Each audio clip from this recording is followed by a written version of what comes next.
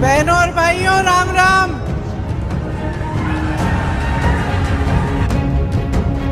अदानी जी के बारे में सोचिए, सबसे बड़े महलों में रहते हैं और हर सुबह 24 घंटा उनके बैंक अकाउंट में धड़ाधड़ पैसा आता है, नॉन स्टॉप। मतलब जैसे सुनामी आती है ना, वैसे ही उनके बैंक अकाउंट में पैसा घुस रहा है। और जितना ही पैसा उनके बैंक अकाउंट में सुनामी जैसे घुस रहा है, उतना ही पैसा आपके बैंक अकाउंट में से तूफान जैसे पैसा निकलता जा रहा है। कौन 8000 किलोमीटर इस देश में चलता है इस देश को एक रखने के लिए, और कौन 8000 किलोमीटर दूर दुनिया के हर देश में भ्रमण करता है, लेकिन आपकी समस्याओं को सुनने के लिए, आपके किसानों से मिलने के लिए 5 मिनट नहीं निकालता। पहचान लीजिए, ये सरकार सिर्फ काले कानून लाती है।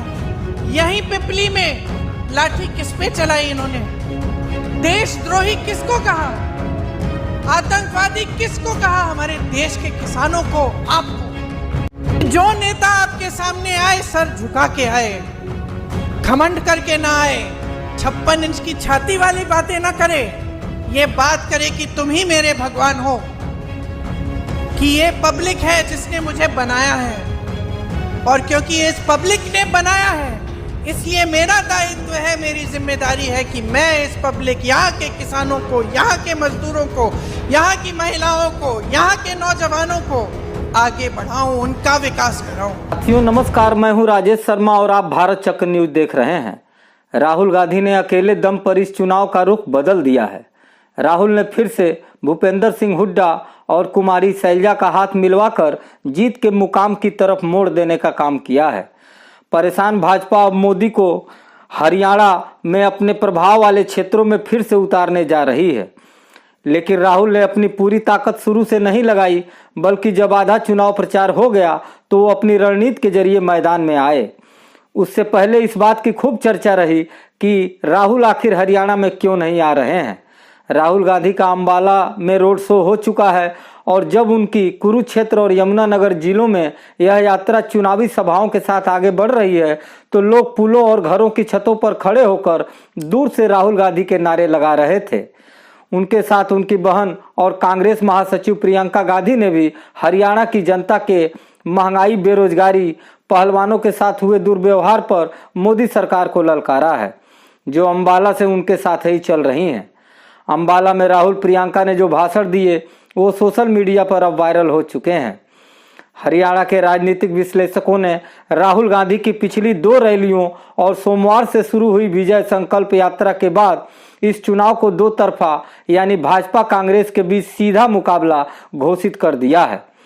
हालांकि कई चुनावी सर्वे में कांग्रेस की बढ़त बताई गई थी, लेकिन उस समय राजनीतिक विश्लेषक बाद में यह जोड़ देते थे कि फिर कांग्रेस के लिए यह चुनाव अभी भी फंसा हुआ है। दलित मतदाता इस चुनाव में इनलो और जेजेपी को वोट देंगे, आम आदमी पार्टी को मजबूती के साथ पेश किया जा रहा था। राहुल गांधी ने हरियाणा में फिर से अडानी का मुद्दा उछाला और कहा कि अडानी के पास आंधी तूफान की तरह खटाखट रुपए आ रहे हैं और जनता के खाते उसी आंधी तूफान की तरह जाते हैं। इस प्रकार अडानी की सरकार नहीं बनने देंगे। कांग्रेस नेता ने कहा कि यह देखना जरूरी है कि गरीबों और आम लोगों की जेब में कितना पैसा जा रहा है और कितना बाहर जा रहा है। उन्होंने यह भी कहा कि आपको यह पूछना होगा कि क्या आपकी जेब में ज्यादा पैसा जा रहा है या आपकी जेब में ज्यादा आ रहा है। देश की जनता जरा अडानी जी के बारे में जाने कि वह सुबह उठते हैं, वह खेत में काम नहीं करते, वह हल नहीं चलाते, वह कोई छोटा मोटा काम नहीं करते, अच्छा खाना खाते हैं, आलीशान घर में रहते हैं और हर सुबह 24 घंटे उनके बैंक खाते में पैसे ऐसे आते हैं जैसे सुनामी आती है। हालांकि आप लोगों के बैंक खातों से पैसा तूफान की तरह निकल रहा है। उन्होंने दावा किया कि कांग्रेस जहां किसानों, गरीबों और मजदूरों के हितों की रक्षा करती है, वहीं भाजपा बड़े उद्योगपतियों को लाभ पहुंचाती है। राहुल ने हरियाणा में सत्ता परिवर्तन का आह्वान करते हुए इसे हरियाणा की जनता का पहला कदम बताया। उन्होंने कहा, यहाँ बदलाव होगा, लेकिन जब दिल्ली में मेरी सरकार आएगी तो मैं जानना चाहूँगा कि गरीबों की जेब में कितना पैसा जा रहा है और उनकी जेब से कितना पैसा निकल रहा है। मैं इसे छोड़ने वाला नहीं हूँ। विपक्ष के नेता ने यह भी दावा किया कि हरियाणा में चुनाव लड़ रहे छोटे दल भाजपा के प्रतिनिधि हैं और उनके द्वारा रिमोट से नियंत्रित होते हैं। उन्होंने कहा कि लड़ाई बीजेपी और कांग्रेस के बीच है। उन्होंने कहा यह विचारधारा की लड़ाई है, एक तरफ न्याय है, दूसरी तरफ अन्याय। उन्होंने कहा कि मोदी हरियाणा में बड़े उद्योगपतियों का पक्ष लेने का भी आरोप लगाया। राहुल ने कहा यह मोदी जी की सरकार नहीं है, यह अडानी की सरकार है। हम हरियाणा में अडानी जी जैसे लोगों की सरकार नहीं बनने देंगे।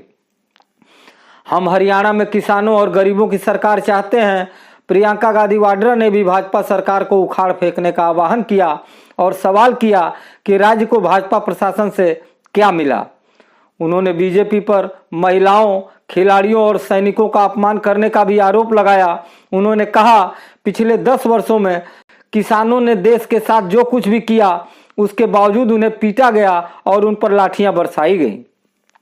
उन्हें एमएसपी नहीं दिया गया। प्रियंका ने महिला पहलवानों का जिक्र करते हुए कहा हम कैसे भूल जाएं कि उन्हें सड़क पर बैठाया गया। उन्होंने कहा अगर आपको न्याय चाहिए तो इस सरकार को उखाड़ फेंकने की जरूरत है। इस सरकार को हटाइए। आपको इस सरकार से कुछ नहीं मिला, न आगे कुछ मिलने वाला है। संविधान ने आपको सम्मान दिया, संविधान ने आपको अधिकार दिए हैं, आप उन्हें बदल दीजिए जो संविधान बदलने की बात करते हैं। राहुल गांधी ने हरियाणा में पिछले दिनों पहली रैली असंग में की थी। यह सैलजा के प्रभाव वाला क्षेत्र है। असंग में रैली के स्टेज पर राहुल ने अपने अगल बगल सैलजा और हुड्डा को बैठाया। राहुल ने सोमवार को अंबाला में यही चीज दोहराई, लेकिन अंबाला में जब सब लोग एकजुटता के लिए खड़े हुए तो उन्होंने अपने हाथों से दोनों के हाथ मिलवाए। दरअसल सैलजा टिकट वितरण से नाराज थीं, लेकिन जैसे ही राहुल गांधी का दौरा शुरू हुआ तो उन्होंने भी कांग्रेस के लिए प्रचार शुरू कर दिया। इसे राहुल की अच्छी पहल माना जा रहा है। आज के लिए इतना ही। कल फिर मिलते हैं देश दुनिया की बड़ी खबरों के साथ। आप देखते रहिए भारत चक्र न्यूज। नमस्कार, जय हिंद।